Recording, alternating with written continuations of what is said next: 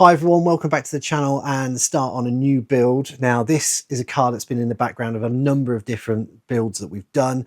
I haven't had a chance to do it, other stuff's come ahead of it, and now I just need to get this done, out the way and get it sold, because ultimately there's a lot of money tied up in this. So the best way to explain what I've bought, what it was like when I got it delivered, is to jump back in time to a video I took ages ago, and it's been pretty much over a year.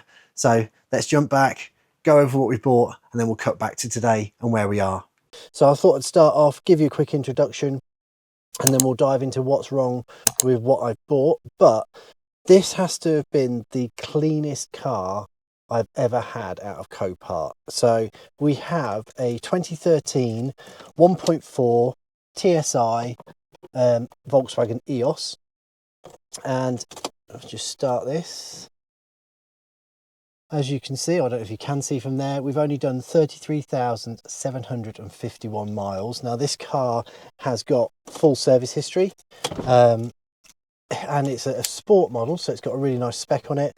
I've already tested the roof, because that was one of the key things to test straight away, because these roofs are a little bit renowned for going wrong. Unfortunately, the car is packed full of all my tools and bits and pieces, because I don't have a garage at the moment. We are moving house soon, and that will come with a garage, so it's going to help me to do a lot more work when the weather's not so great. But just looking around, I mean, aside from like a little bit of dust on the seats and everything, it's really tidy in here. The one thing with this is it does not run, and we're going to delve into that in a little bit more detail in a second, but it would look like someone's already been here before. So I'll do a quick walk around the outside of the car, we'll get the bonnet open, and then we'll have a look and see what's under there. Yes, so starting off, as I said, 2013 Volkswagen EOS. You can tell this has been looked after. Every single wheel is pretty much immaculate. There's no damage. We've got Bridgestone tyres on each corner, so they're all matched tyres as well. The paintwork, the condition of the bodywork, and everything on this is absolutely excellent. So we've got full panoramic glass roof. As I said, the 1.4 TSI Sport. I mean, this thing is clean, really clean, with the exception of a bit of dirt from while it's been sat on the drive. The one thing that makes me think somebody's been here before is we've got no coolant, no oil. If you look at these pipes here, so you see that Jubilee clip, that's got a blue tab on it. It should be matched up to that. It's not. We've got pipe work disconnected at the back. Everything is pretty much just kind of thrown back together. There's screws that are loose down here. It's got a new battery on it, and I've put that on a trickle charge, and that's now full, which is really good. So we've got a decent battery, but it just looks to me like somebody has been in here and tried to fix something or tried to investigate something that's wrong with it, and then either given up or they've done some work on it and caused a problem, and then it's gone to auction, maybe through like a liability insurance, because it was an insurance sale. Now I would have normally expected a car that doesn't run, it's been messed around with, to be a private sale. So there's a couple of things that make me think it's come from a garage or a dealership, and that is when you normally get tags from Copart, that's usually like a little piece of paper and a bit of string. This has got like the dealership style tags on it. So we're going to strip apart as much as we possibly can now. I'll do that on time lapse, and then we'll work out what's gone wrong, or see if we can initially find out what's going wrong. We'll probably take out a spark plug and run the boroscope down there to have a look and see if you can see down into the bore, see if you can see anything with the pistons.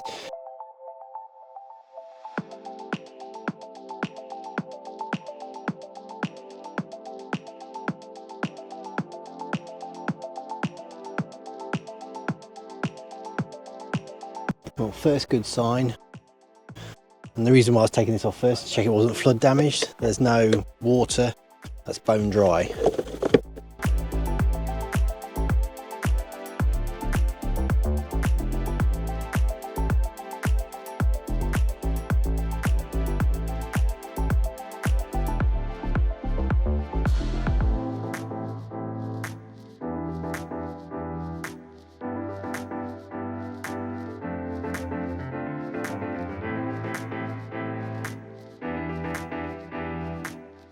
Right, I'm going to show you this.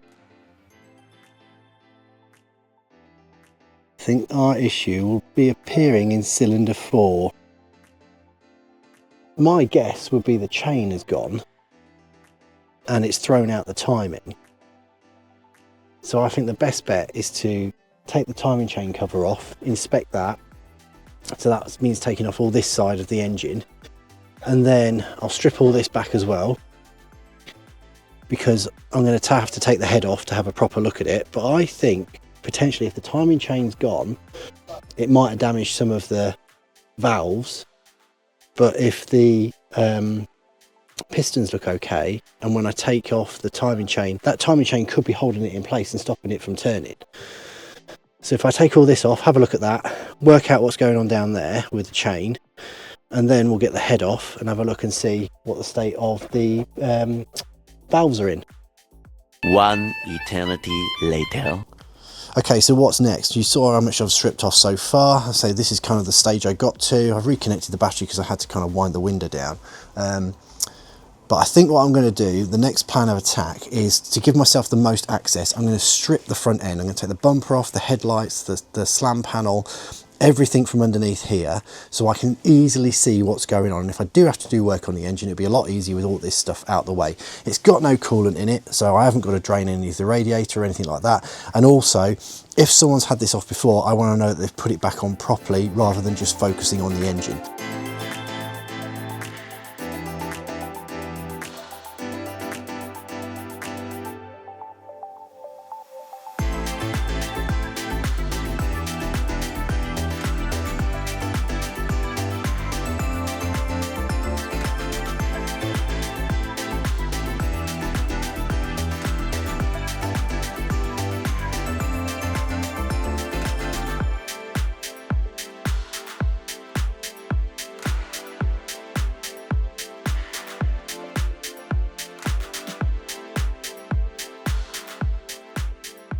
Okay, so that wasn't easy, but it was worth doing, mainly for things like this. So here we have an insulated wire here resting right up against the manifold when it should be in this little hose here. There's other things I've noticed. You see that? So the lambda sensor's not been put back in. What we've got to do now is strip all these bits off the front, which is quite easy to get access to now. So we'll get the alternator off, we'll get the air conditioning pump off, get the turbo and the exhaust manifold downpipe off there, and just basically clear our way to get to that timing chain cover. And then we'll take that off, and I'll order the timing tool now, so that when we come to do the next step, I can put all the alignment tools on there and just check where the timing is, and then we can confirm as to whether that's the case. Right, so I've cracked on, I've got pretty much everything stripped off. So I've taken off the turbo, I've taken off the catalytic converter, taken off the inlet on the back, stripped out all the pipe work and everything, and I've just finished off taking out the remaining bolts, which I think means we are now free to remove the cover for the chain. I also had to take off the belt that goes to the supercharger at the back down here. So that's all off, and I've taken the water pump out as well.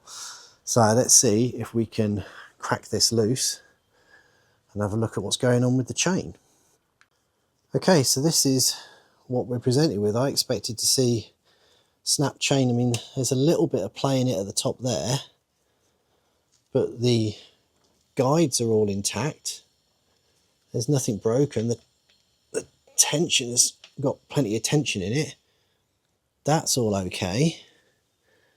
I wonder, shine a light down there. And even the oil sprocket and chain seems to be okay right down the bottom. So, why is this engine locked up? Because you cannot turn the bottom cam. And I think you probably agree that chain looks pretty much brand new. What is going on here with this engine? Okay, I'll get the chain disconnected, get the rocker cover off, and we'll have a look underneath there, see what's going on.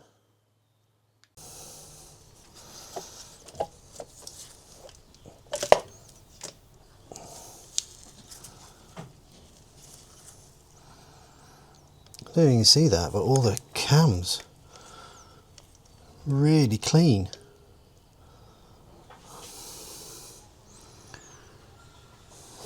This is really strange.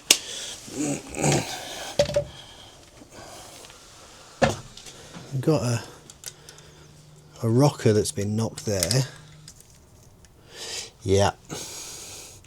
Don't think the valve's supposed to do that.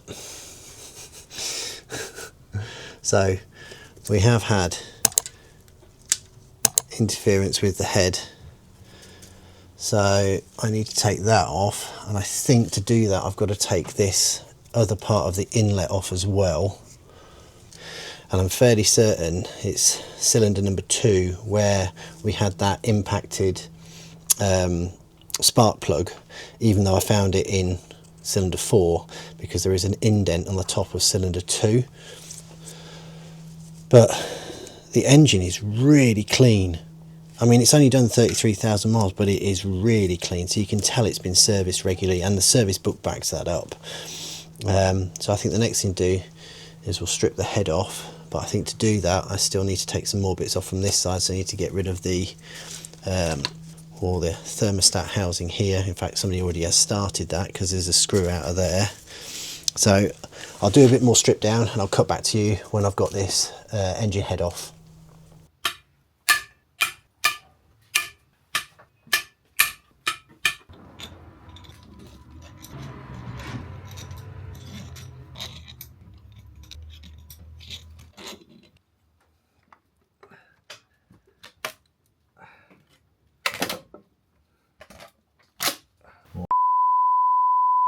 I have never seen that amount of damage before. I mean, whoa. This bit's loose. Okay.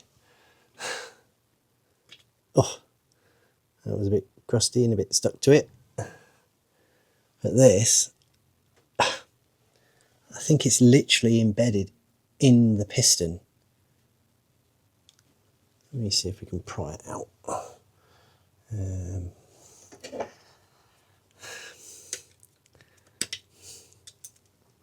Yeah.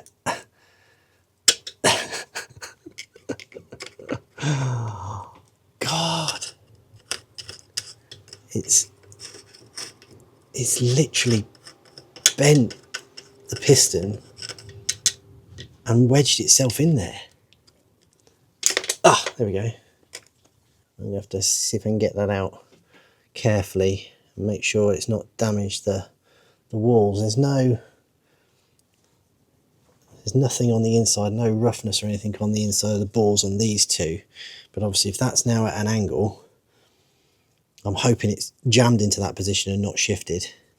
It doesn't look like it's split the actual block.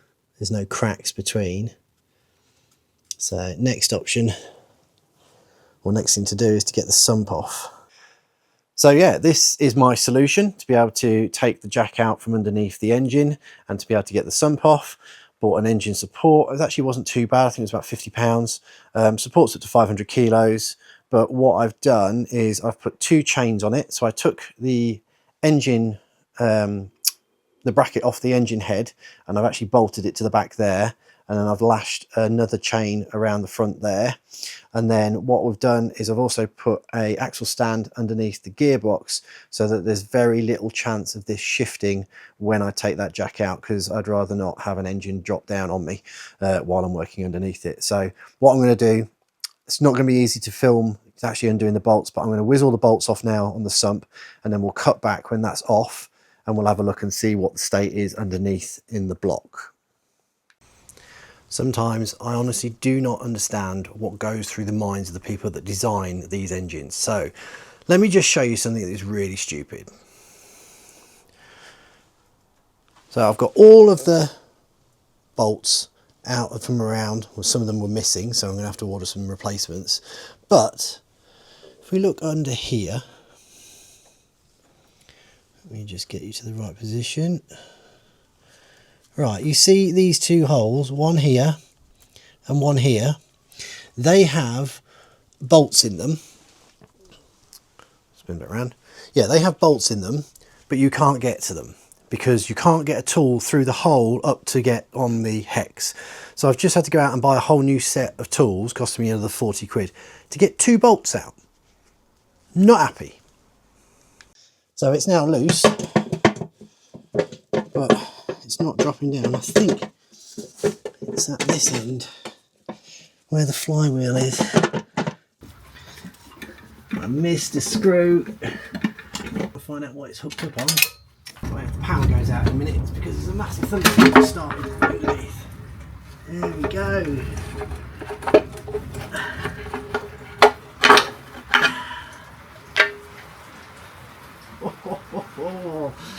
Yeah. So, right. Hopefully you can hear me. I do apologise if not, but the heavens have opened and it is thundering outside at the moment. This is what I'm guessing. Yep, that should be the bottom of our piston. Luckily, it seems to have just destroyed itself in a couple of big pieces. Can't see any more in the pan. Some little fragments in there.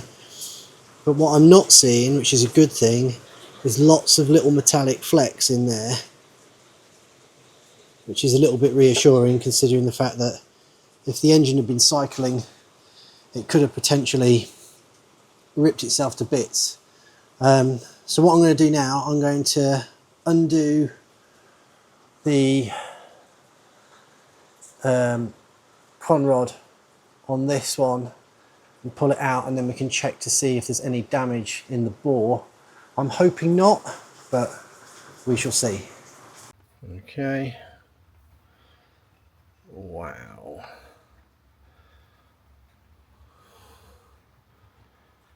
That is well and truly, oh sorry, keep you on camera. That is well and truly destroyed. Okay. So let's get you down there.